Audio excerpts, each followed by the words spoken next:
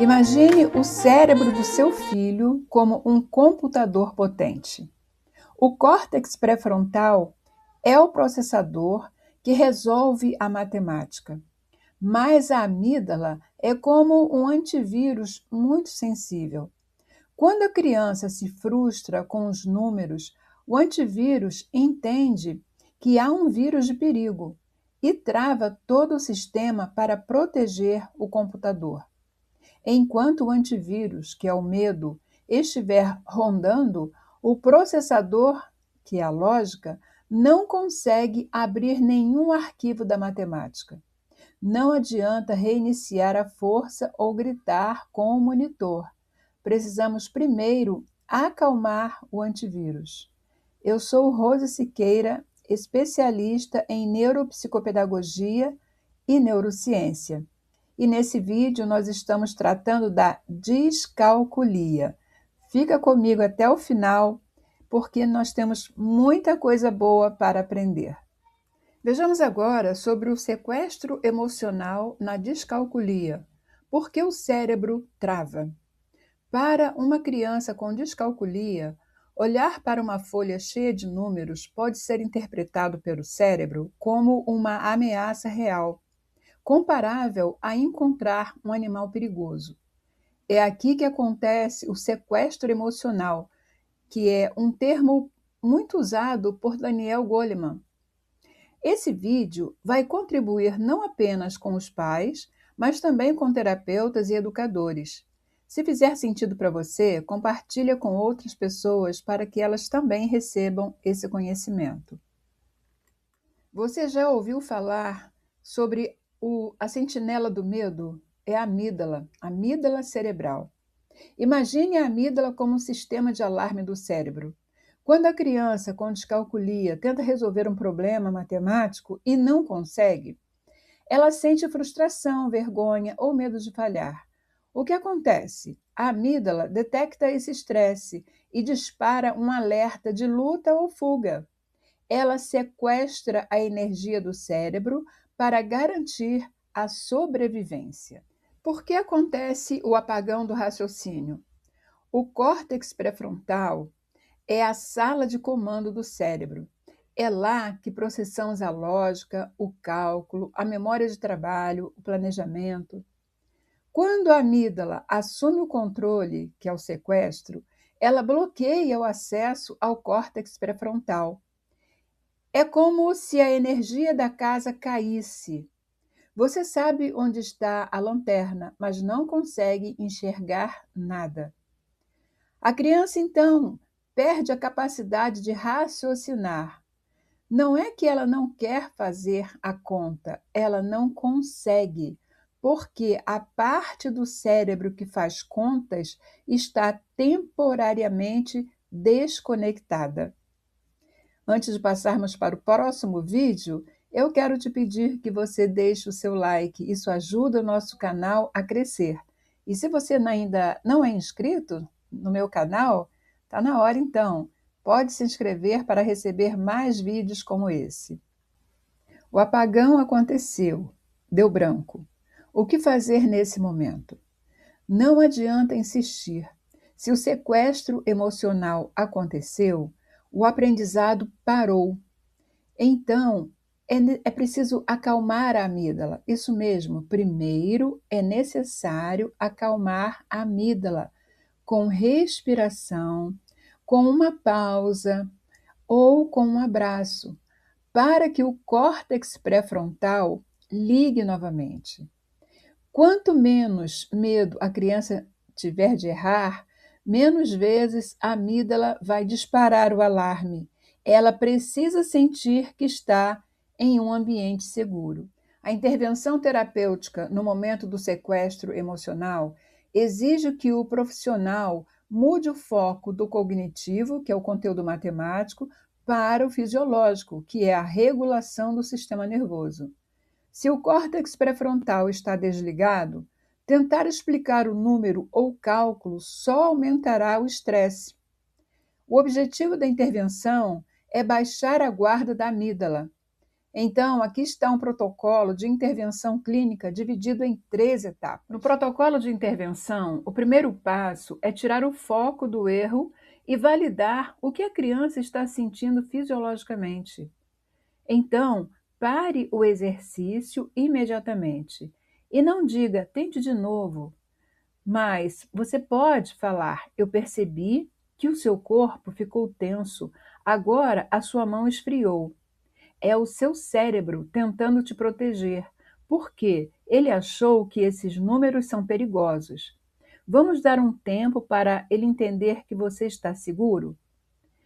Então você vai tirar o peso do fracasso que aquela criança pode estar sentindo e vai colocar a culpa na biologia, ou seja, na amígdala. Essa intervenção é muito boa para tirar a criança daquele processo de medo, de angústia, que vai trazer ansiedade. Ativação do sistema parasimpático. Precisamos sinalizar ao cérebro que o perigo passou. Então, podemos usar técnicas que tragam a criança de volta para o corpo, para o seu momento presente. A técnica do copo d'água é também muito importante, muito boa para regular as emoções.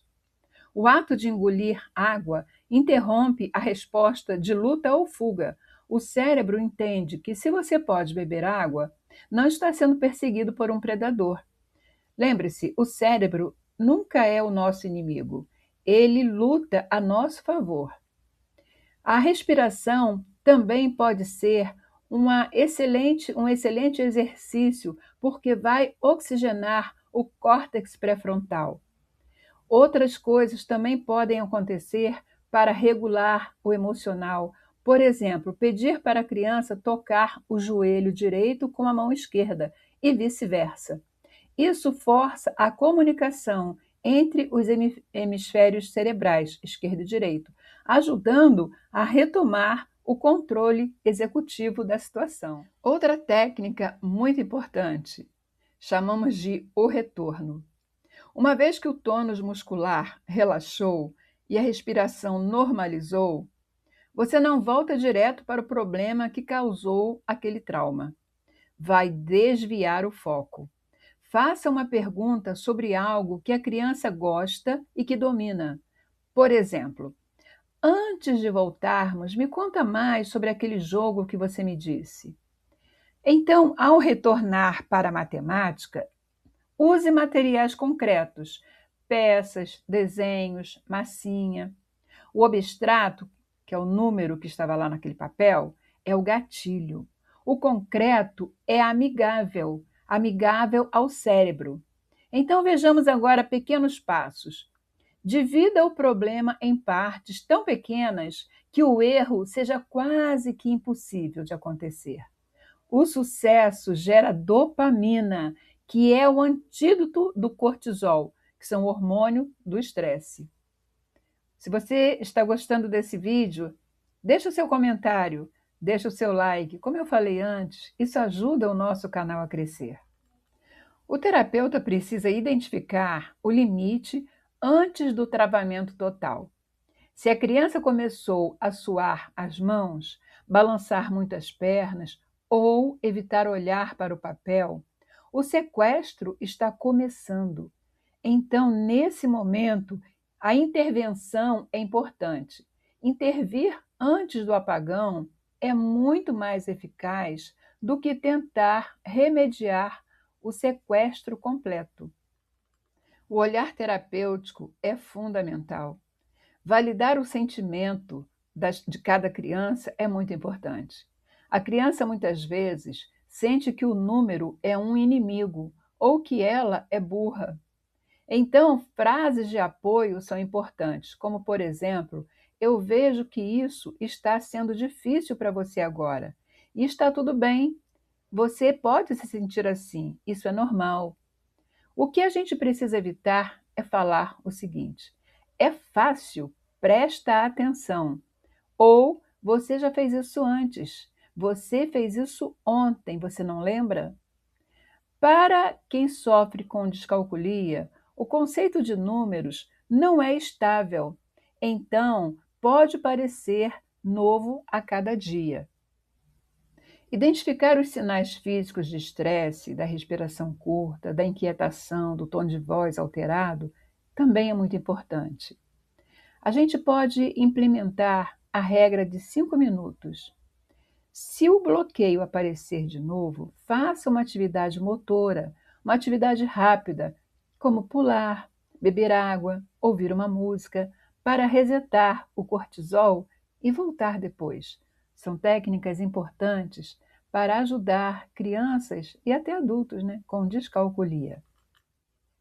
Outra técnica importante. Mostre 2 potes transparentes com quantidades diferentes de pedrinhas coloridas ou feijões. Exemplo: um pote com 10 e outro com 25. A criança deve apontar onde existe mais em menos de 2 segundos. Onde tem mais pedrinhas? Isso em menos de 2 segundos. Comece com diferenças gritantes, 5 e 50, por exemplo, 5 em um pote e 50 em outro. E vá aproximando as quantidades, 15 em um pote e 20 em outro. Conforme a precisão aumenta, a criança também vai aumentando a atenção. Isso vai calibrar o sistema de aproximação numérica no lobo parietal. A criança com descalculia pode vencer seus desafios, se ela for tratada, cuidada e amada, porque todo esse exercício também precisa de afeto, ternura, compreensão. Estratégias de manejo, coisas que acontecem no dia a dia. Primeira situação: a criança erra o cálculo. Então, uma reação comum que é necessário evitar é corrigir aquela criança imediatamente. A reação neuroacolhedora será perguntar por que você chegou nesse resultado. Então, você vai perguntar para a criança: por que você chegou nesse resultado?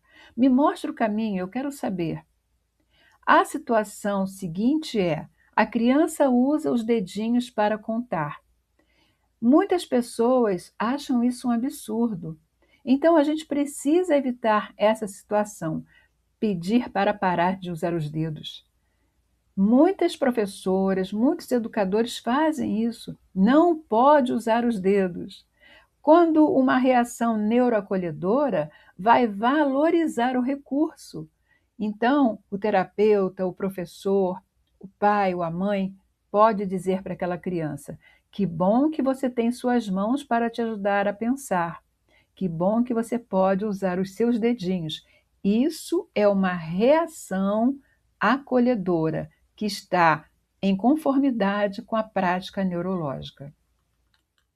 Quando uma criança usa os dedinhos para contar, é muito importante celebrar o esforço daquela criança e não o resultado. Na neuroplasticidade, o que fortalece o sulco intraparietal é a tentativa e a repetição, não apenas o acerto final. Então, elogie o processo. Diga: gostei de ver como você tentou caminhos diferentes para resolver isso. Isso constrói o que chamamos de mentalidade de crescimento.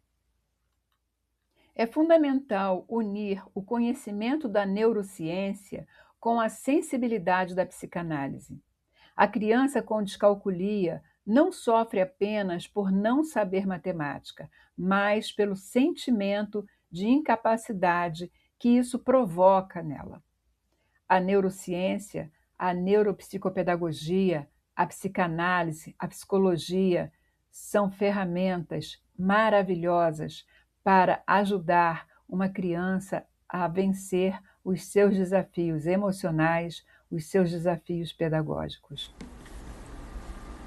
Transtornos emocionais podem provocar na criança baixa autoestima, podem levar essa criança, inclusive, ao fracasso escolar, porque ela vai se sentir incapaz de acompanhar as outras crianças.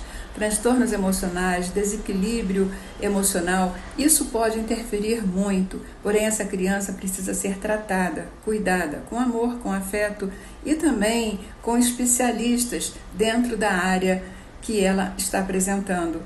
Eu sou Rose Siqueira, especialista em educação, especialista em desenvolvimento humano. E se você gostou desse vídeo, compartilha com outras pessoas, porque muitas pessoas não têm essas informações que eu apresento aqui. E essas informações são fundamentais para que uma criança tenha uma vida saudável e feliz, para que os pais, professores, também possam entender melhor essa criança.